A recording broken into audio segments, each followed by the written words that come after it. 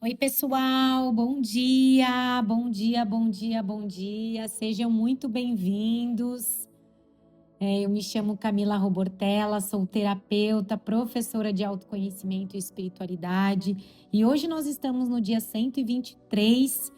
Vamos ler capítulos 7, 8 e 9 do segundo Crônicas.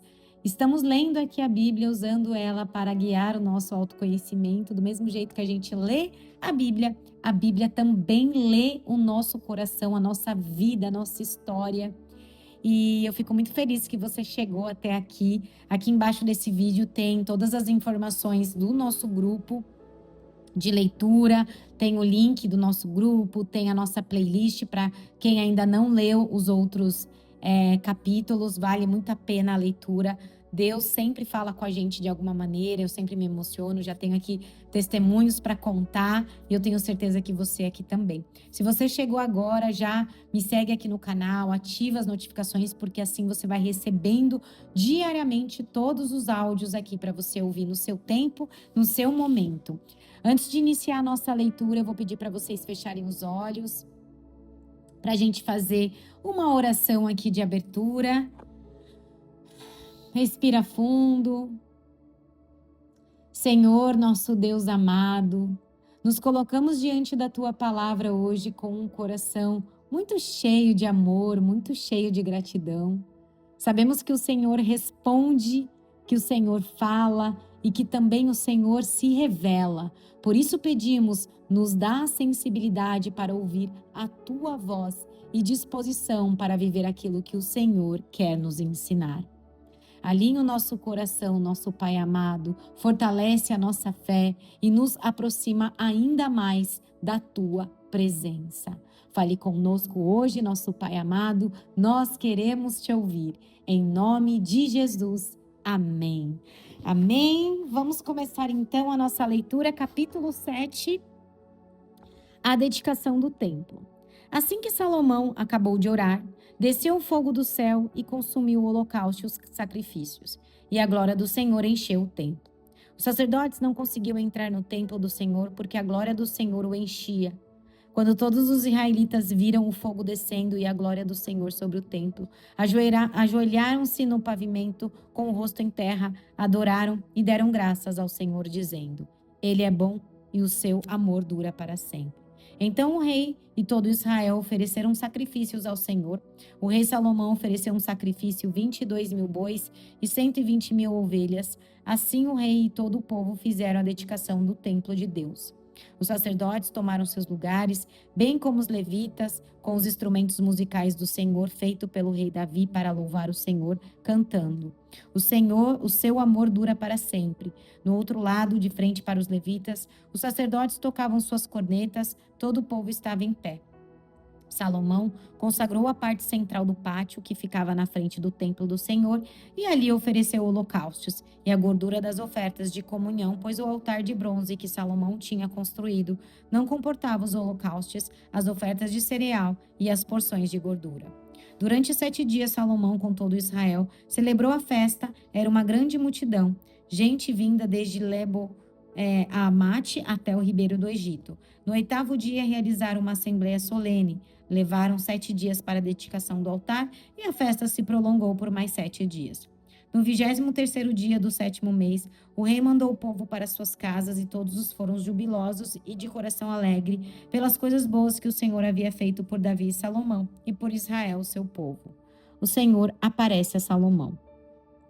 Quando Salomão acabou de construir o templo do Senhor e o palácio real, executando bem tudo o que pretendia realizar no templo do Senhor em seu próprio palácio, o Senhor lhe apareceu de noite e disse: Ouvi sua oração e escolhi este lugar para mim como um templo para sacrifícios. Se eu fechar o céu para que não chova, ou mandar que os gafanhotos devorem o país, ou sobre o meu povo enviar uma praga, se o meu povo que se chama pelo meu nome se humilhar e orar, buscar a minha face e se afastar dos seus maus caminhos, dos céus, e ouvirei e perdoarei os seus pecados e curarei a sua terra. De hoje em diante, os meus olhos estarão abertos e os meus ouvidos atentos às orações feitas neste lugar. Escolhi e consagrei este tempo para que o meu nome esteja nele para sempre. Meus olhos e meu coração nele sempre estarão. E se você andar segundo a minha vontade, como fez seu pai Davi, e fizer tudo o que eu ordeno a você, obedecendo aos meus decretos e às minhas leis, firmarei o seu trono conforme a aliança que fiz com Davi, seu pai, quando eu lhe disse: você nunca deixará de ter um descendente para governar Israel. Mas se vocês se afastarem de mim e abandonarem os decretos e os mandamentos que dei a vocês e prestarem cultos a outros deuses e adorá-los, desarraigarei Israel da minha terra, que dei a vocês, e lançarei para longe da minha presença este templo que consagrei ao meu nome. Farei que ele se torne objeto de zombaria entre todos os povos, e todos os que passarem por este templo agora imponente ficarão espantados e perguntarão: por que o Senhor fez uma coisa dessas a esta terra e a esse templo? E a resposta será: porque abandonaram o Senhor, o Deus de todos os antepassados que os tirou do Egito, e se apegaram aos outros deuses, adorando e prestando-lhes culto. Por isso ele trouxe sobre ele toda essa desgraça. Gente, capítulo 7, a gente vê aqui que depois da oração de Salomão, Deus ele responde como? Descendo do céu um fogo, né? Um fogo desce do céu e a glória do Senhor enche aquele templo. E Deus ele faz uma declaração muito poderosa aqui no capítulo 7. Se o meu povo se humilhar, orar e me buscar e se converter, eu ouvirei, perdoarei e sararei a terra. Gente, é muito forte esse capítulo assim para mim. Eu vejo muito que Deus ele responde às orações, que existe um caminho assim para a gente entender que Deus ele está acima de todos nós. Deus ele criou os céus, a terra, ele criou tudo. Então ele sabe o que está acontecendo, o que vai acontecer. E eu acredito que quando a gente ora, mas sem pedir, né? Normalmente a gente ora pedindo sempre as coisas, mas eu acho que é uma oração que vem de busca, de mudança. Eu acho que é o caminho da oração, né? A gente orar, mas para mudar algo em nós, dentro de mim, na minha vida, porque a gente sabe que as coisas elas só vão mudar aqui fora quando a gente começar a mudar dentro da gente. E este é o caminho, né? E Deus, ele não está ignorando a gente. Pelo contrário, se a gente tá com ele ali, se a gente volta para ele, Deus ele não vai ignorar. E nós que estamos aqui buscando a leitura, buscando conhecimento, buscando a verdade, buscando Deus na nossa vida, ele não vai ignorar. Você que está aqui, já se sinta que você já faz parte aí da promessa, porque você está aqui buscando, né? E Deus, ele responde esse coração que busca. Amém? Vamos passar aqui para o 8. Outros feitos de Salomão. Depois de 20 anos durante os quais Salomão construiu o templo do Senhor e seu próprio palácio, ele reconstruiu as cidades que Irão lhe tinham dado, e nelas estabeleceu israelitas. Depois atacou Amate-Zobá e a conquistou. Também reconstruiu Datimor, no deserto, e todas as cidades armazéns que havia construído em Amate. Reconstruiu Bet-Oron Alta e Bet-Oron Baixa, cidades fortificadas com muros, portas e trancas, e também Baalat e todas as cidades, armazéns que possuía e todas as cidades onde ficavam seus carros e os seus cavalos. Construiu tudo o que desejou em Jerusalém, no Líbano e em todo o território que governou. Todos os que não eram israelitas, descendentes dos hititas, dos amorreus, dos ferezeus, dos heveus e dos jebuseus, que não tinham sido mortos pelos israelitas, Salomão recrutou para o trabalho forçado e nisso continuam até hoje. Mas Salomão não obrigou nenhum israelita a trabalhos forçados. Eles eram seus homens de guerra, chefes de seus capitães, comandantes dos seus carros e condutores de carros. Também eram israelitas os principais oficiais do rei Salomão, 250 oficiais que supervisionavam os trabalhadores.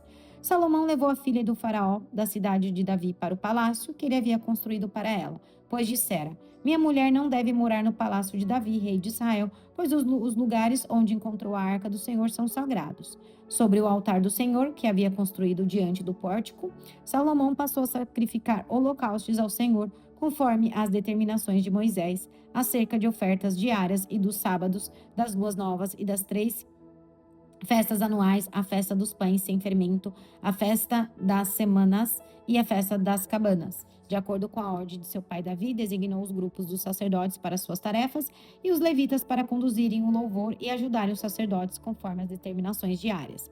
Também designou por divisões os porteiros das várias portas, conforme o que Davi, homem de Deus, tinha ordenado, todas as ordens dadas pelo rei aos sacerdotes e aos levitas, inclusive as ordens relativas ao tesouro, foram seguidas à risca. Todo o trabalho de Salomão foi executado desde o dia em que foram lançados os alicerces do templo do Senhor até seu término. Assim foi concluído o templo do Senhor. Depois Salomão foi a Ezion-Geber e a Late, no litoral de Edom. E Hiram enviou-lhe navios comandados por seus próprios marinheiros, homens que conheciam o mar, e eles navegaram com os marinheiros de Salomão até Ofir, e de lá trouxeram 15.750 quilos de ouro para o rei Salomão. Gente, aqui nesse capítulo, a gente vê Salomão organizando o reino e construindo e prosperando. Mas tudo isso que ele estava prosperando está vindo acompanhado de uma estrutura, de uma responsabilidade. A gente tem que entender, pessoal, que a prosperidade ela vem com responsabilidade. Então, se a gente vê que a gente não está vivendo ainda a prosperidade que a gente gostaria, né? Tudo ali que Salomão estava vivendo, é porque a gente precisa ainda ser mais responsáveis pelas coisas que nós estamos vivendo. Até nos meus próprios atendimentos da mentoria, dos atendimentos que eu faço, eu falo muito para as minhas clientes, nós somos responsáveis pelas coisas que estão acontecendo na nossa vida. Enquanto a gente se colocar de vítima, enquanto a gente ficar encontrando um culpado, a gente nunca vai encontrar a viradinha de chave que a gente precisa para a nossa vida. Então, Deus, Ele pode e vai dar prosperidade para a gente, mas quando a gente tiver responsabilidade de tudo que está acontecendo na nossa vida. Ele quer esse equilíbrio. O crescimento que a gente busca precisa de uma organização. Não só uma organização fora, mas uma organização dentro de nós. E Deus, o que Ele vai entregar para a gente precisa estar bem administrado. Então, se você não está administrando bem o seu casamento, o seu trabalho, a relação com seus filhos, o que vai acontecer? A gente não vai ter a entrega que a gente gostaria. Então, o que Deus quer que você comece a fazer? Seja responsável e a prosperidade ela vai vir na tua vida. Deus, Ele confia no crescimento, no amadurecimento espiritual, mas quem sabe sustentar. Salomão estava ali organizando o reino, construindo e prosperando. E é isso que Deus quer que a gente faça. Amém? Vamos passar aqui para o nosso último capítulo. A rainha de Sabá visita Salomão. A rainha de Sabá soube da fama de Salomão e foi a Jerusalém para pô-lo à prova em perguntas difíceis, quando chegou acompanhada de uma enorme caravana, com camelos carregados de especiarias, grandes quantidades de ouro e pedras preciosas. Foi até Salomão e lhe fez todas as perguntas que tinha em mente. Salomão respondeu a todas, nenhuma lhe foi tão difícil que não pudesse responder. Vendo a sabedoria de Salomão, bem como o palácio que ele havia construído, o que era servido em sua mesa, o lugar de seus oficiais, os criados e os copeiros, todos uniformizados e os holocaustos que ele fazia no templo do Senhor, ela ficou impressionada. Disse ela então ao rei: tudo o que eu ouvi em meu país acerca de tuas realizações e de tua sabedoria era verdade, mas eu não acreditava no que diziam, até ver com os meus próprios olhos. Na realidade, não me contaram nem a metade da grandeza de tua sabedoria. Tu ultrapassas em muito o que ouvi. Como devem ser felizes os homens da tua corte, que continuamente estão diante de ti e ouvem a sua sabedoria. Bendito seja o Senhor, o teu Deus, que se agradou de ti e te colocou no trono dele para reinar. Pelo Senhor, pelo teu Deus, por causa do amor de teu Deus para com Israel e do seu desejo de preservá-lo para sempre, ele te fez rei para manter a justiça e a retidão. E ela deu ao rei 4.200 quilos de ouro e grande quantidade de especiarias e de pedras preciosas. Nunca se viram tantas e tais especiarias como as que a rainha de Sabá deu ao rei Salomão.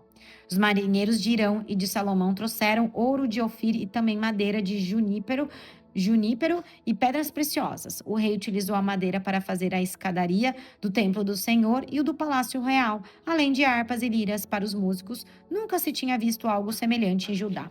O rei Salomão deu à rainha de Sabá tudo o que ela desejou e pediu, muito mais do que ela lhe tinha trazido. Então, ela e seus servos voltaram para o seu país. O esplendor do reino de Salomão. O peso do ouro que Salomão recebia anualmente era de 23.300 quilos. Foram os que os mercadores e os comerciantes traziam.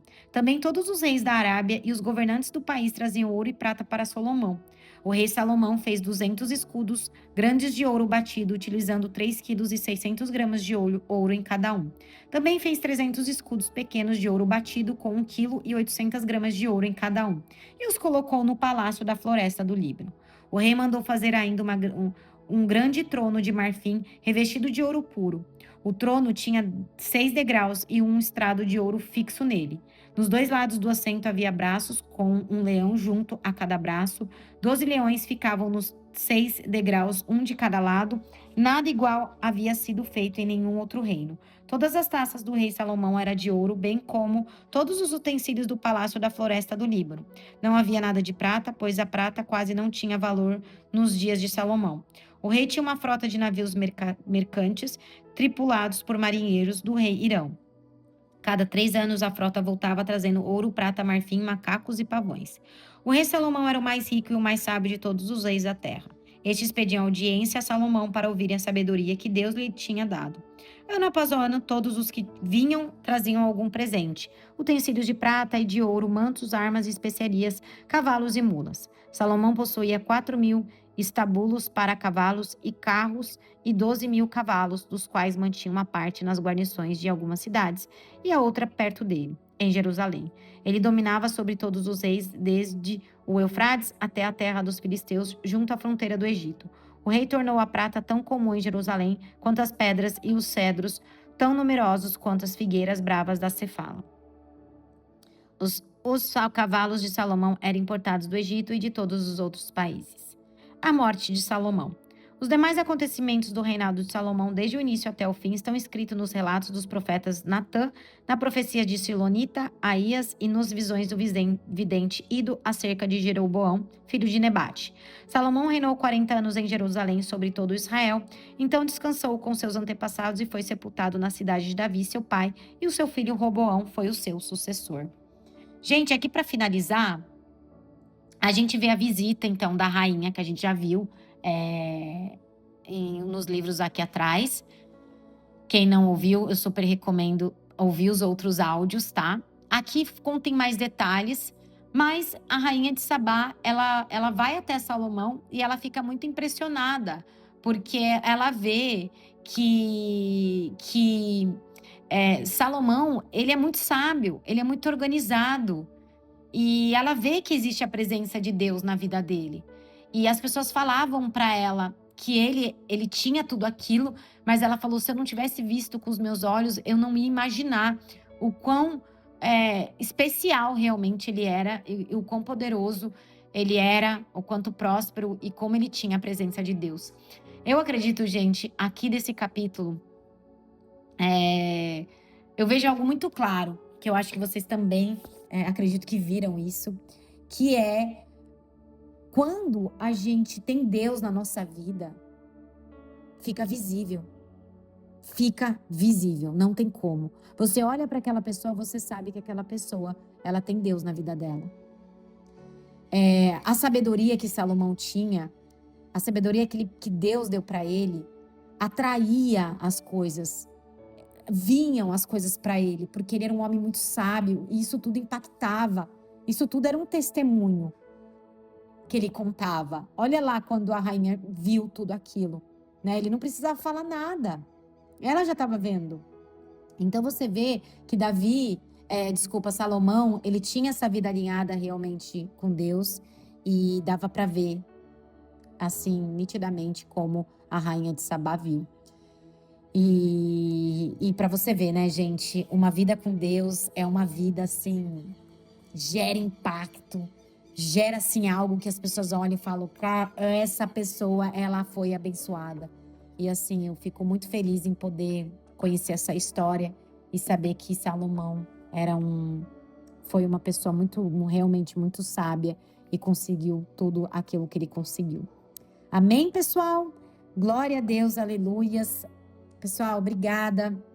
Gratidão pela sua escuta atenta, gratidão por você estar aqui comigo. Seguimos firmes e fortes aqui, recebendo a palavra de Deus na nossa vida.